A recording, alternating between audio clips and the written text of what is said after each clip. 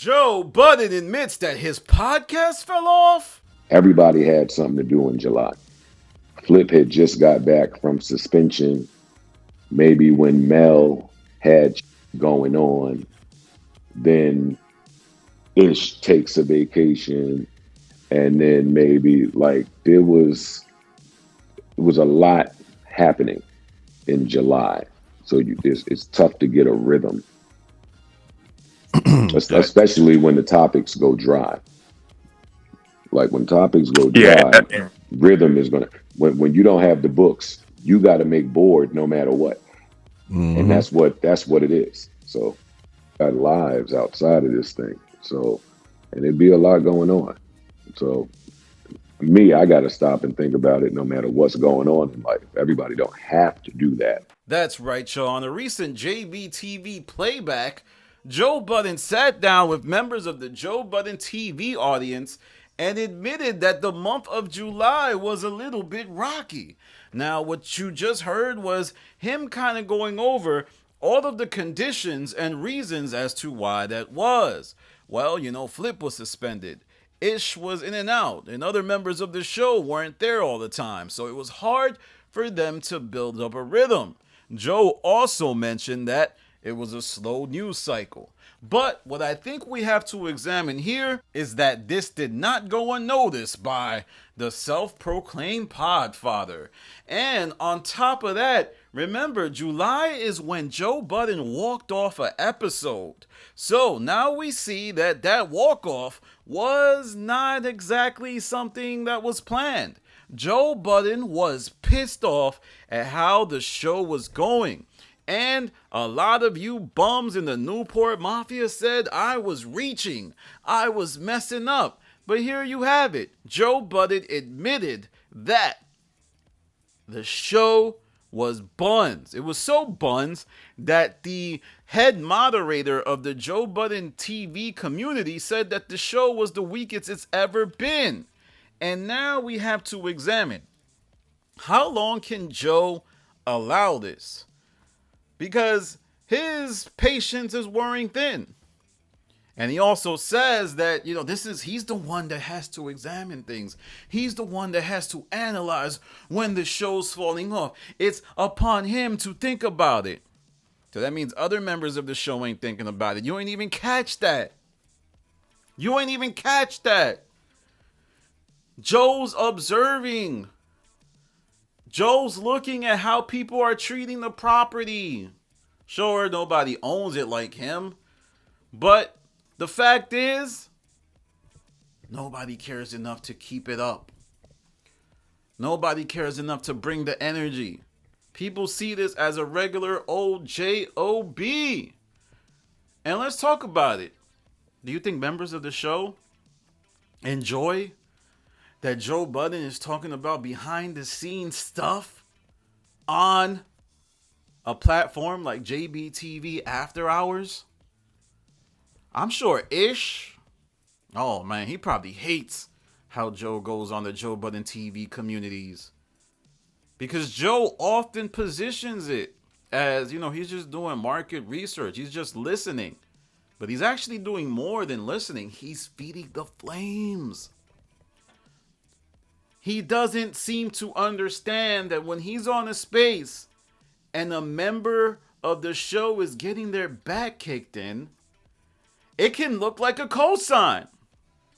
It can look like he's okay with it. Not because he's okay with it, but a lot of people, they confuse content with street stuff. So they'll be like, oh, you let people kick my back in. That's not how I grew up. But did you grow up on social audio? Did you grow up in the internet? No, you just don't understand how the internet works. So your sensitivities overwhelm your logic. But let me know what you think. Did you believe that July was one of the worst months for the Joe Budden podcast? The show's never been that slow. Members were looking disinterested. Melissa Ford looks miserable. She came back from vacation. And you know how she came back? She came back like, damn, this is really my job. I gotta sit next to Ish, who hates my guts. Joe's cutting me off, but he pays my checks. Ice be judging me, but I could ignore him and never would talk to him on the street. But now I got to sit on the couch with him just to make ends meet. She looked miserable, y'all. I was going to do a video about it, but I'll get into it now. She came in, had nothing to say. Going through the motions. Nothing at all to talk about. I'm sorry, but if you're a podcaster and you take a break, where's the energy?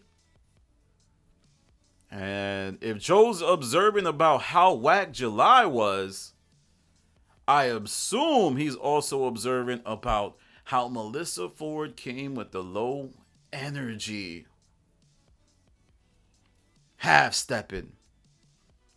And I think on an episode of Stop the King, Shampoo said like, yo, if the Joe Budden podcast was owned by iHeart, it was owned by Viacom, they wouldn't be half-stepping like this. They would treat the property with a little bit more seriousness. They wouldn't be walking off the show like Ish did. Remember when Ish just said, he didn't even say goodbye. He just dipped and went on vacation. Said he was going to the bathroom, never came back. That indicates somebody who does not like their workplace. I don't even like these people. I ain't going to say bye. He ain't even care. He was just like, oh, man, I got to get out of here. I hate these people. I'm out. Pieces. Deuces. Chucking up the deuces.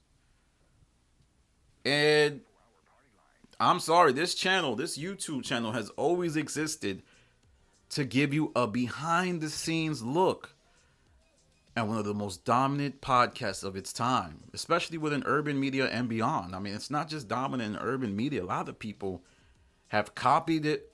A lot of people have done the Friends Who Pod thing. The set of the original Rory Mal Joe pod design has been emulated by countless people across mediums, white podcasters, shit, even overseas podcasters.